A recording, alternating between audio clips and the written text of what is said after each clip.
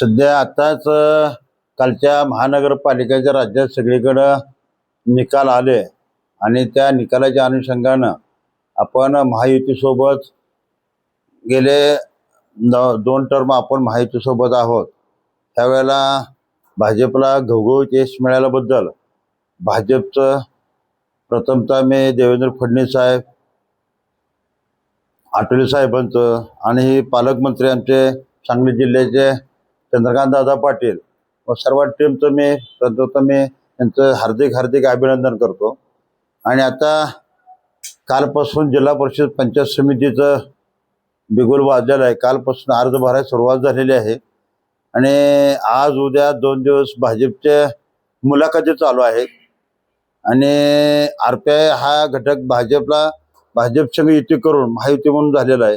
तर आम्हाला महायुतीमधून आता भाजप, शिवसेना, अजित पवार गट ही जरी वेगळे लढले असले तरी आता जिल्हा परिषद पंचायत समितीला एकत्र येतील असा आमचा अंदाज आहे। त्या अनुषंगानं आमचा आम्ही 4 नंबर म्हणजे RPI, भाजप, शिवसेना, अजित पवार गट ही 4 जण मिळून ह्या ठिकाणी आता जिल्हा परिषद पंचायत समिती गट लढणार आहेत।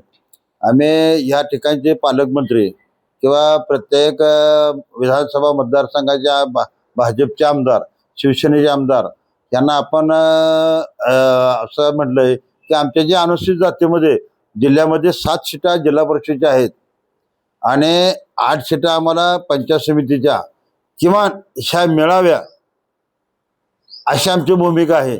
आणि त्या अनुषंगानं आम्ही आता आमचे सांगली कुपवाड महानगरपालिकेचे आम्हाला एकमेव 1 सीट दिले आणि ते विन झाले। आमचे जगन्नाथ दादा ठोकळे चांगल्या मतानं निवडून आले।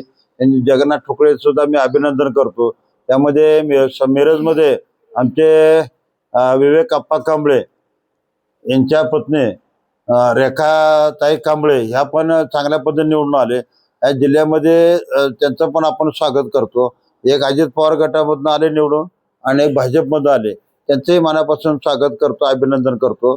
आता हे झालं महानगरपालिकेचं, पण आता चंद्रकांत दादांना आणि स्थानिक BJP असू द्या, शिवसेना असू द्या किंवा अजित पवार गटाची ज्या ठिकाणी सत्ता आहे त्या ठिकाणचा समन्वय साधून RPIला किमान 7 जागा जिल्हा परिषदेच्या सोडायच्या आणि किमान 7 ते 8 जागा आम्हाला पंचायत समिती सोडायच्या अशा संदर्भात आमचे विरचना चालू आहे।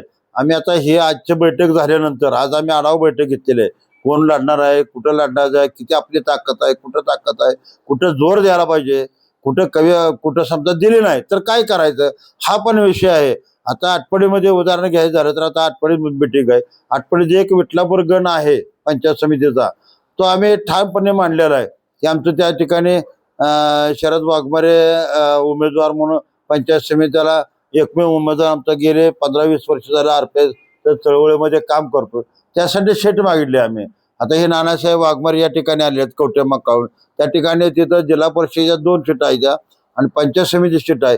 आमचे संजय वाघमारे आमचे पश्चिम महाराष्ट्राचे सचिव आहेत जतचे, तिथं 2 जिल्हा परिषद आणि 2 पंचायत समिती अशा सीटा आहेत। आमच्या खानापूरचे नवनीत लोंढे आलेले आहेत, की त्यांच्या त्या ठिकाणी मागणी आहे, सगळ्यांची मागणी आहे, सगळे जिल्ह्यातले येऊ शकले नाहीत। शिराळामध्ये जिल्हा परिषद गट पडला नाही, पोलीसमध्ये गट पडलेला नाही, बाकी इतर ठिकाणी मिरजमध्ये पडलेला आहे, वाळव्यात पण नाही पडलेला। मिरज, कवठेमंकाळ, जत, आटपाडी, तासगाव ह्या ठिकाणच्या आमच्या 7 ठिकाणची मागणी आहे की आम्हाला जिल्हा परिषद गट आणि पंचायत समिती गणमध्ये आम्हाला महायुतीने आम्हाला जागा सोडाव्यात। तशाच पद्धतीने आम्ही आठवले साहेबांना परवा या देशाचे केंद्रीय मंत्री माननीय नामदार रामदास आठवले साहेब यांची जी फोनवरून चर्चा झाली आणि त्यांची चर्चा या ठिकाणचे पालकमंत्री सांगली जिल्ह्याचे चंद्रकांत दादा पाटील यांची चर्चा होऊन आम्हाला आज AB फॉर्म आलेले आहेत। आम्ही आता उद्या 19 पासून ते 2 दिवस AB फॉर्म वाटून आम्हाला भाजपनं ह्या किमान जिल्हा परिषदेच्या आणि पंचायत समितीच्या जागा सोडण्या या संदर्भात आमची बैठक चालू आहे।